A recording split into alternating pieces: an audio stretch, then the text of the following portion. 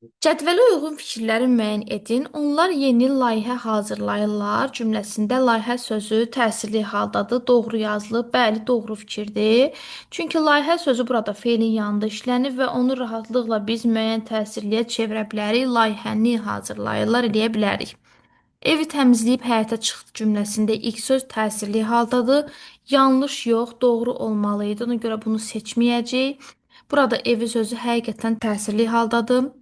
Bakı şəhəri birləşməsində Bakı sözü adlı haldadır. Xeyr, Bakı şəhəri yanında mənsubə şəkilçili söz olduğu üçün qeyri-müəyyən yiyəli haldadır. Bu həqiqətən də yanlış fikirdir, seçirik. Səndən məni soruşublarmı cümləsində hal şəkilçisi qəbul etmiş iki isim var. Ümumiyyətlə bu cümlədə isim istifadə olunmayıb. Sən, mən şəxsi vəzliyidir. Yəni doğru yox, yanlış fikirdir. Qardaşı dünən şəhərə yola düşüb cümləsində ilk söz adlı haldadır. Bəli, qardaşı onun qardaşı, qarşısına onun əvəzliyini artırmaq olur. Mənsubə şəkilçisidir və adlı haldadır. Doğru fikirdir. Cavabımız olacaq 1, 3 və 5. Hansı bənddəki sözlərin hamısı isimdir? Evdar sifətdir, evdəki sifətdir, yalnız ev isimdir çıxırıq. Artıq sifətdir, artmaq feili var. Artım sadəcə olaraq isimdir çıxırıq. Təmizləmək feildir, təmizlik isimdir, təmizdir sifətdir çıxırıq. Düyün, düyü, düzəngah cavabımız elə bu variantdır. Gülərüz sifətdir, gülümsər, gülüş, gülümsər, gülümsəyər feildir, gülüş də isimdir. Burada sifət və feil olduğu üçün çıxırıq. Sözlərin mənasını nəzərə alaraq ardıcıllığı müəyyən edin. Təbiətən dərrakəli, anlaqlı, idraklı, intuisiyalı insan fəhmli deməkdir. Saxlamaq üçün birinə müvəqqəti verilən əşya, pul, əmanət olacaq. Birini qoruma, ona havadarlıq və qayğı göstərmə olacaq himayə. Xoş söz isə komplimentdir. Cavabımız olacaq 2, 4 və 1, 3. Nümunə ilə bağlı yanlış fikri müəyyən edin. Tünd qara hərflərlə yazılmış söz adlı halda deyil. Nə vaxtsa döyüşə atılmışam mən. Bəli, burada döyüşə sözündə yönlü hal şəkilçisi var. Deməli, bu doğru fikirdir. Birinci misrada frazeoloji birləşmə işlənməyib. Bəli, elə bil nə vaxtsa yaşamışam mən. Burada yaşamışam sadəcə olaraq feildir. Yəni frazeoloji birləşmə istifadə olunmayıb. Dördüncü misrada yerli halda olan söz həm də mənsubiyə şəkilçilidir. Dördüncü misrada yerli halda olan söz əlimdə sözüdür. Həqiqətən də əlimdə sözündə im mənsubiyyət şəkilçisindən istifadə olunub. İkinci misrada mənsubiyyət şəkilçili söz adlı haldadır. Deyəsən bir zaman atım da olub, mənim atım və burada ım mənsubiyyətdir. Bu söz adlı haldadır. Bu da doğru fikirdir. Dördüncü misrada mənsubə şəkilçili sözlərin hamısı adlı haldadır. Bu yanlış fikirdir. Çünki biz bayaq da dedik ki, əlimdə sözü burada yerli haldadır. Sadəcə olaraq qılıncım və qalxanım adlı haldadır. Ona görə bu yanlış fikir olacaq. Cavabımız da elə bu variantdır.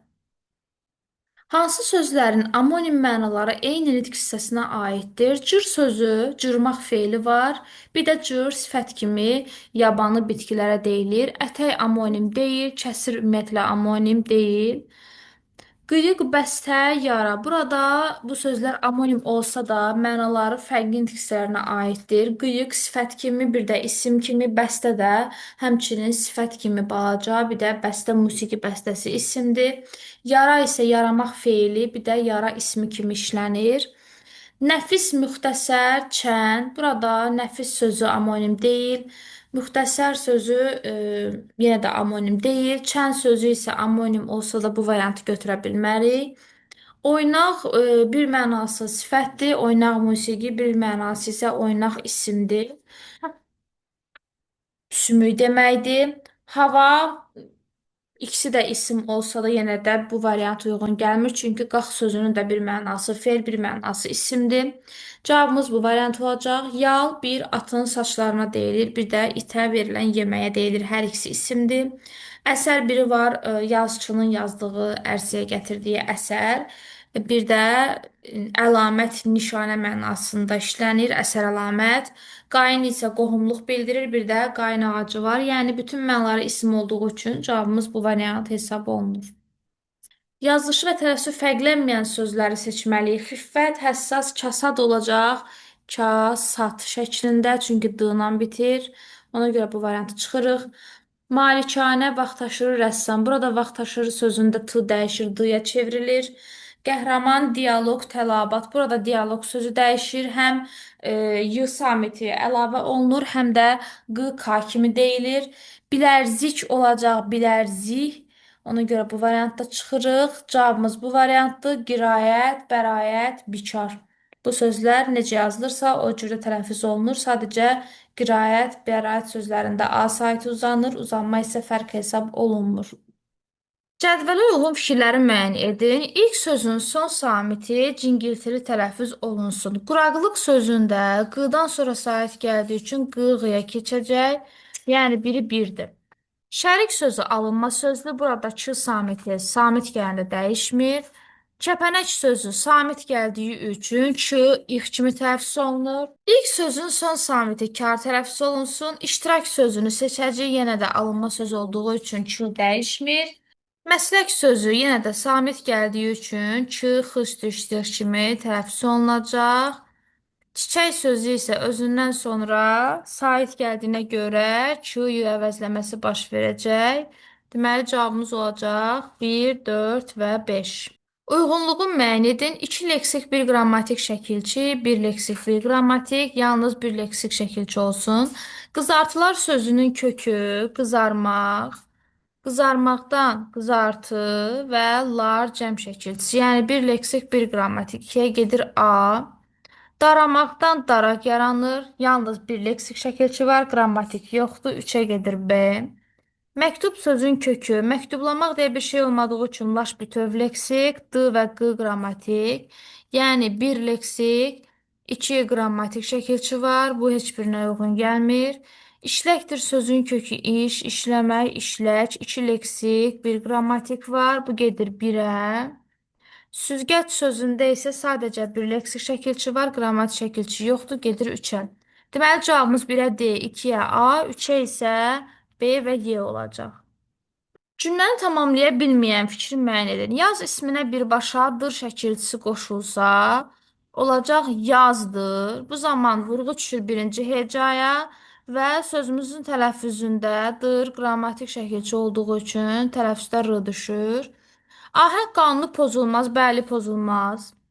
Saitlərdən biri uzun tələffüz olunur. Xeyr. Cavabımız elə bu variantdır. Heç bir halda yazdır sözündə sait uzanması olmur. 3 cingiltili samit olar. Bəli. 1, 2, 3. Bütün samitlərin qarşılığı olar. Bəli. Hər birinin qarşılığı var. Sözün deyilişi və yazılışı fərqlənər. Bu da doğru fikirdir. Ələşlənmək sözünün fonetik xüsusiyyətlərlə bağlı cədvəldə uyğun fikirləri müəyyən edin. Sözümüzün tələffüzünü yazırıq. Olacaq ələlənmək.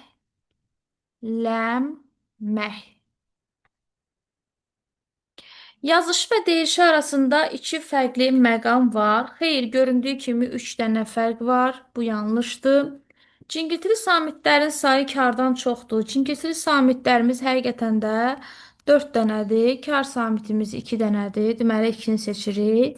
Kar cingiltili samit qarşılıqları işlənmişdir. Ümumiyyətlə burada qarşılıq işlənməyib, yanlışdır. Qarşılığı olmayan yalnız 3 sabit işlənib. Bu yanlış fikirdir, çünki 4 cingiltili samitimiz var, 4-ünün də qarşılığı yoxdur. Seçirik yanlışdan yanlışı. Hecalardan ikisi saitlə bitir. Ələklənmək. Sadəcə birinci hecamız saitlə bitir. Ona görə bu da yanlış fikirdir. Cavabımız olur 2, 4 və 5. Mətndə altına xətt çəkilmiş sözlərdən heç birinin şərhinə uyğun deyil. Cavabımız elə bu variant olacaq. Çünki çoxbucaqlı və ya çoxüzlü fiqurun qarşı-qarşıya olan ilk təpə nöqtəsini birləşdirən düz xəttə diaqonal deyilir. Məsələ diaqonal sözü yoxdur. Hər hansı faydalı qazıntının yerin altında və ya səthində toplanma yeri mədən. Bu sözün cavabı burada mətndə işlənmiş yataq sözüdür. Daha sonra yaranmaq, əmələ gəlmək burada mətndə olan meydana gəlmək sözünə aiddir.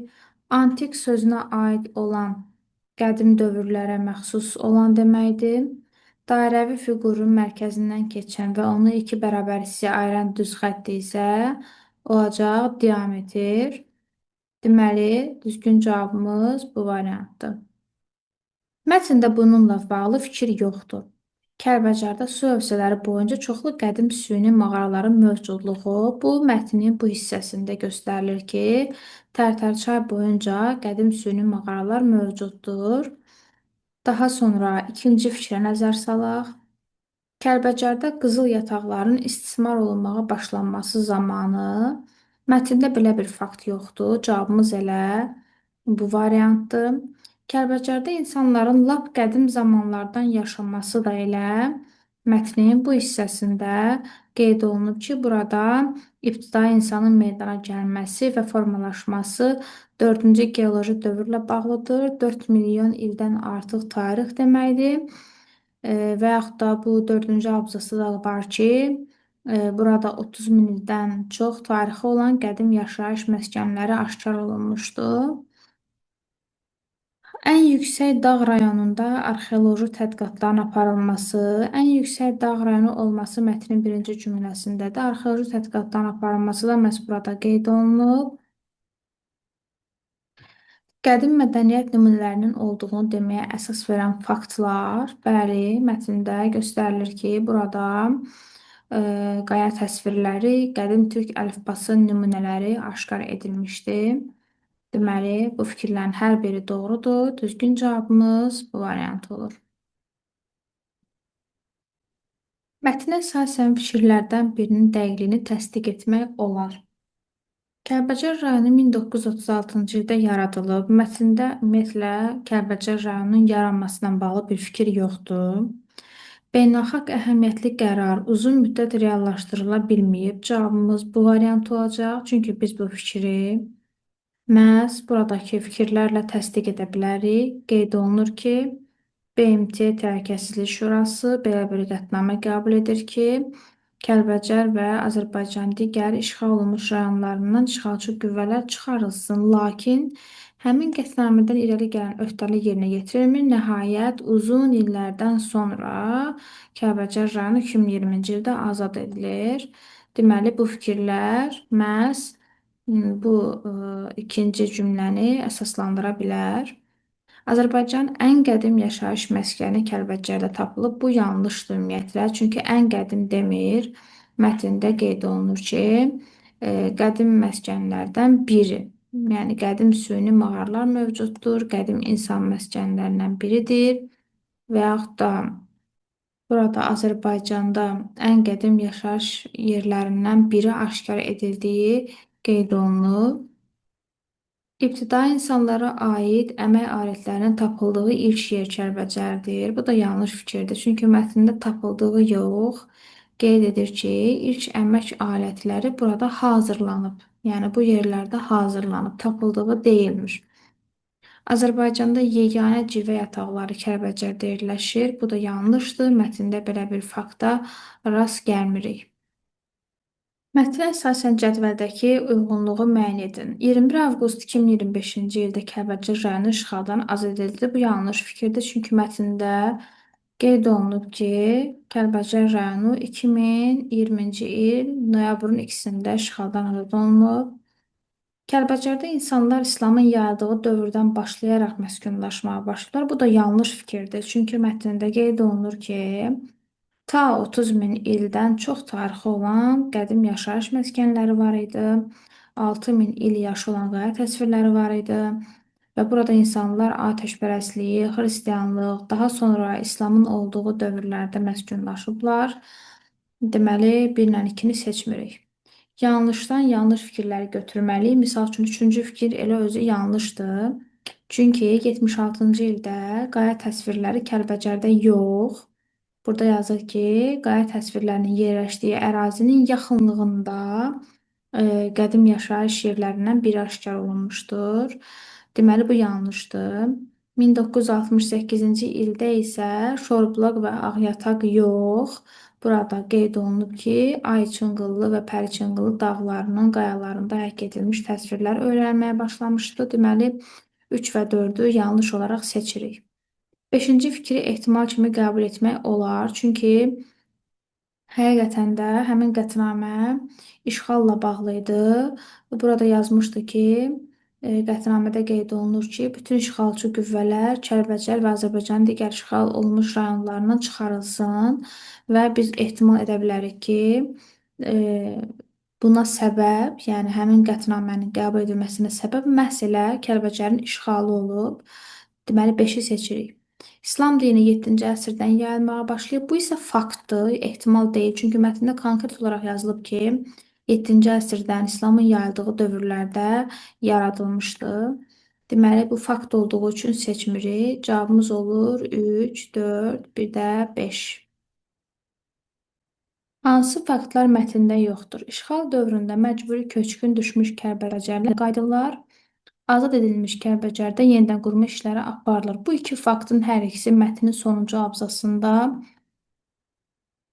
özünü göstərir. Mətnə baxsaq görərik ki, həqiqətən burada yazıb ki, əvvəlki gözəlliyi bərpa edilir və belə çıxır ki, burada yenidən qurma işləri aparılır və İlham Əliyev buraya qayıdan Kəlbəcərlilərə demişdir. Belə çıxır ki, həqiqətən də insanlar işğal olunmuş ərazilərə qayıtmışdılar. Deməli, 1 ilə 2 mətndə var. 3-ə baxaq. 27 sentyabrda başlayan uğurlu əməliyyatlar sona qədər davam etdirildi. Ümumiyyətlə, bununla bağlı bir fikir yox idi. Sadəcə Kəlbəcərin noyabrın 2-sində geri qaytarılması fikri var idi. Deməli, 3 yanlışdır. İstiaqlı insanlardan danışılmırdı. Rayonu tərk etməyə məcbur qalan Kəlbəcərlər əsasən Aran zonasında məskunlaşıblar. Bununla da bağlı mətndə heç bir fikir yoxdur. Cavabımız olur 3, 4, 5. Mətndə tüm qara hərflərlə verilmiş sözə əsasən cədvəli tamamlayın. Sözün mətndəkindən fərqli mənası və həmin mənada cümlədə işlədilməsi. Mətndəki qara hərflərlə verilmiş söz bağlı sözüdür. Yazıb ki, formalaşması 4-cü geoloji dövrlə bağlıdır. Burada bağlıdır sözü əlaqədardır mənasında istifadə olunur. Biz isə onu tamam fərqli mənada işlətməliyik. Misal üçün yaza bilərəm ki, qapı bağlıdır. Burada bağlıdır sözü kilidli mənasında istifadə olundu. Yəni qapı kilidlidir. Və yaxud da yaza bilərəm ki, pəncərə bağlıdır. Burada bağlı sözü örtülü mənasında işlənmişdir. Və yaxud da deyə bilərəm ki, yol bağlıdır. Yəni yol keçilməzdir. Və sair kimi müxtəlif mənalarda bu sözü cümlə daxilində işlədə bilərik. 5-ci abzasda mətn üslubunun səciyyəvi xüsusiyyətləri üçün xarakterik olmayan cümləni yazın və fikrinizi əsaslandırın. Mətnin 5-ci abzasında belə bir cümlə var ki, tarixin dərin qatlarından günümüzə qonaq gələn bu tikinin divarları qaya parçalarından, çay daşlarından hörülüb. Bizə verilən mətn publisistik üslubdadır. Lakin verilmiş cümlədə biz daha çox məcazi mənalı ifadələrlə rastlaşırıq. Misal üçün, dərin qatlar, günümüzə qonaq gələn tikili. Ona görə də biz fikrimizi belə əsaslandıra bilərik ki, bu cümlədə bədii üsluba məxsus olan məcazlardan istifadə olunmuşdur. Lakin bizə verilmiş mətn publistik üslubdadır. Ona görə də bu cümlə verilən mətnin üslubuna uyğun deyil. Mətnə əsasən cədvəli tamamlayan fikirlər yazın. Kəlbəcər ərazisində türklər qədim zamanlardan məskunlaşmışlar. Burada belə bir müddəa verilib. Türklərin qədimdən məskunlaşdığını biz birincisi bu faktla əlaqələndirə bilərik ki, burada yazılıb ki, Kəlbəcər sözü qədim türk dilində çay üstündə qala deməkdir. İkincisi isə biz bunu əlaqələndirə bilərik. Burada vardı ki, əlifba tapılmışdı, türk əlifbası məhz 4-cü abzasda. Yəni ikinci faktımız da budur ki, burada qədim türk əlifbası nümunələri aşkar edilmişdi. Neçənci abzasların yeri dəyişdirilsə, mətnin tərkib hissələri arasında əlaqə bərpa olunar və yenə də fikrimizin əsaslandırılması tələb olunur. Cavabımız olacaq 6 və 7-ci abzaslar. Çünki burada mətndə hadisələr müəyyən tarixə əsasən, yəni sadlanır. Yəni müəyyən ardıcıllıq var. Biz görürük ki, birinci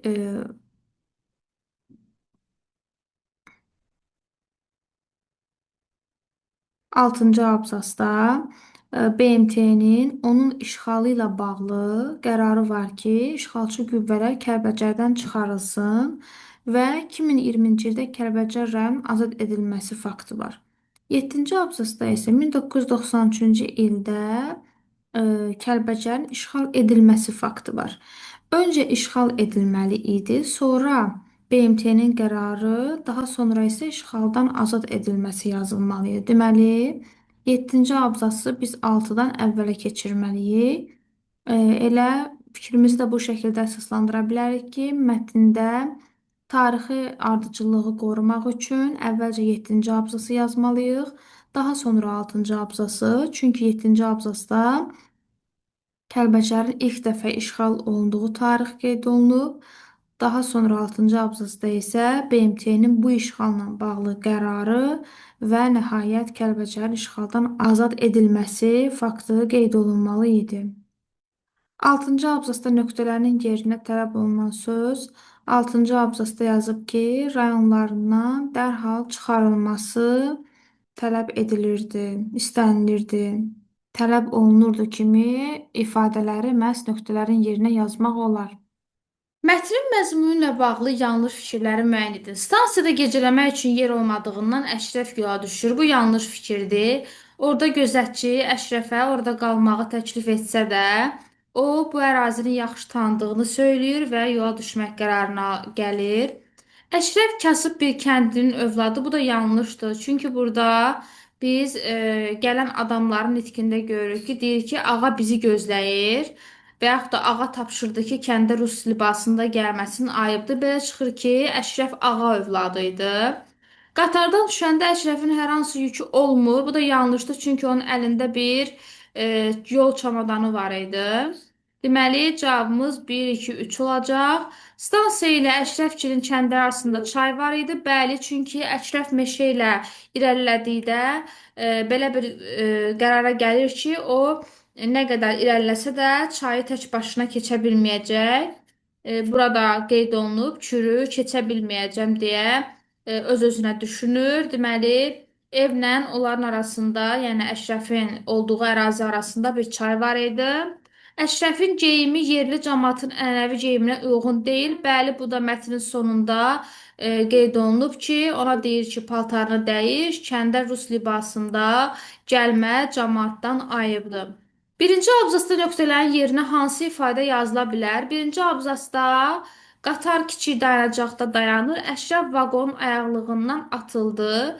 Vaqonun dayandığı hissə platforma adlanır. Ona görə də cavabımız olacaq platforma. Mətnə əsasən doğru fikri müəyyən edin. Hadisələr qış vaxtı cərəyan edirdi. Biz fəsillə bağlı heç bir fakta sahib deyilik. Çünki mətndə hansı fəsildən söhbət getdiyi qeyd olunmuyub. Daha sonra Əşrəfin Qoridən kəndlərinə gəlməsi ilk dəfə deyildi. Cavabımız elə bu variant olacaq. Çünki mətndə burada tapdıq Əşrəfi qarşılamağa gələndə o qeyd edir ki, bəs Şamxal xanı mənim qabağıma həmişə o gələrdi. Həmişə o gələrdi o deməkdir ki, o ilk dəfə deyil ki, kəndə qaydırdı. Gözətçi cavan olduğu üçün bu yerlərə yaxşı bələd deyildi. Bu yanlışdır, çünki gözətçi ümumiyyətlə heç cavan deyildi. Burada qeyd olunub ki, yaşı 50-ni keçmiş gözətçiyə baxdı. Növbəti fikir, Əşrəf əraziyə tam bələd olmadığı üçün meşədə oturub onu qarşılamağa gələnləri gözləyirdi. Bu da yanlışdır, çünki əvvəla Əşrəf gözətçiyə əraziyə tam bələd olduğunu söyləyir. İkincisi də ki, burada yazıb ki, Əşrəf meşəyə çatanda o nahaq yola çıxdığını düşünür və deyir ki, mən sahilə çatsam da kürü keçə bilməyəcəm. Ona görə də meşədə oturub gözləmək qərarına gəlir. Əşrəfi qarşılamağa həmişə vaxtında gələn Tapdıq bu dəfə gecikmişdi. Bu da yanlışdır, çünki mətndə qeyd olunur ki, Əşrəfi qarşılamağa həmişə Şamxal gəlirdi. Bu dəfə isə Tapdıq gəlmişdi. Onu da biz Əşrəfin sualından öyrənmiş oluruq. Mətnə əsasən cədvələ uyğun fikirləri müəyyən edin. İlk cümlə çıxarılsa, heç bir məzmun dəyişikliyi baş verməz. Bu yanlışdır. Çünki mətnin ilk cümləsi çıxarılsa, biz hadisələrin harda başladığını bilməyəcəyik. Burada yazıb ki, qatar kiçik dayanacaqda azca yavaşıdı, Əşrəf vaqonundan yerə atılır, platformaya atılır və stansiyaya yaxınlaşır. Biz bilməliyik ki, Əşrəf qatar vasitəsilə haradansa gəlirmiş. Ona görə ilk Məcazi mənalı ifadələr də işlənmişdir. Mətn ümumiyyətlə bədii mətn olduğuna görə burada məcazi mənalı ifadələrə biz rast gələ bilərik. Misal üçün burada həsrət çəkmək ifadəsi məcazi mənada işlənmişdir. Ürəyi quş kimi çırpınır, bənzətmədən istifadə olunub və s. Deməli, iki doğru fikirdir. Son abzas iki abzas şəklində verilməlidir. Son abzasımız mətnin bu hissəsindədir və burada cümlələr bir-birinə əlaqəli olduğu üçün yalnız bir abzasdır, iki abzasa bölməyə ehtiyac yoxdur. Deməli, bu yanlışdır. Sol tərəfdən içini seçirik. Sağda yazıb ki, obrazların nitqləri monoloqu təqdim edilir. Monoloq bir nəfərin danışığına deyilir, amma biz burada dialoqlarla qarşılaşırıq. Deməli, bu yanlış fikirdir. Nəticədə məzmunla bağlı cümlə işlədilmişdir, bağlı olmayan, amma nəticə hissəmizdə elə bir cümləyə biz rast gəlmirik. Deməli, bu da yanlış fikirdir. Cavabımız olacaq 2, 4, 5 və hadisələr müəllifin təkiyyəsində obrazların danışığında verilir. Bəli, bu doğru fikirdir. E, deməli, yanlışdan yanlışı seçdiyimizə görə bunu götürmürük. 2, 4, 5-i seçirik. Bu yaxınlarda kənd yox idi cümləsi mətndə hansı işarənin yerinə daha uyğundur? Cavabımız olacaq məhz bu işarə. Çünki onun geyimində seminarist olduğunu bildikdə daha da təəccübləndi. Bu vaxt o hara gedəcəkdi? Buraya yaza bilərik ki, bu yaxınlarda kənd yox idi. Gözətçiyə də maraqlı idi ki, əgər yaxınlıqda kənd yoxdursa, bu vaxtda o hara gedə bilərdi?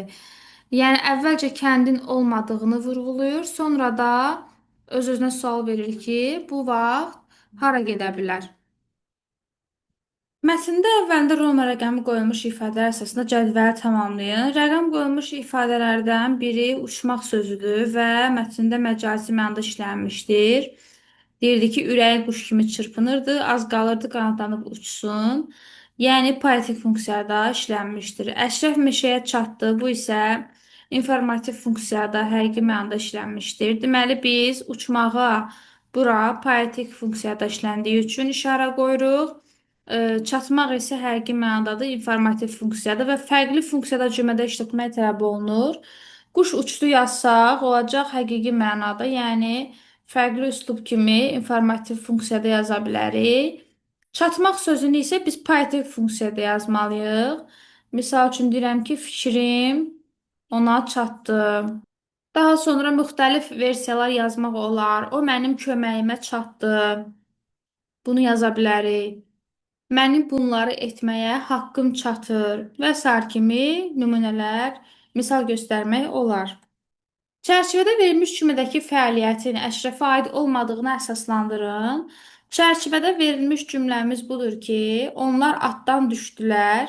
Bu Əşrəfə aid ola bilməz, çünki Əşrəf piyada idi və gələnlər atlı idi. Belə bu cür əsaslandıra bilərik ki, Əşrəf atdan düşə bilməzdi, Əşrəf piyada gedirdi. Onları gözləyirdi. Atdan düşdülər deyəndə söhbət Əşrəfin arxasınca gələn adamlardan gedir. Altından xətt çəkilmiş cümlədə mətnin məzmunu ilə ziddiyyət təşkil edən məqamı müəyyən edib düzəliş etməklə cümləni yenidən yazın.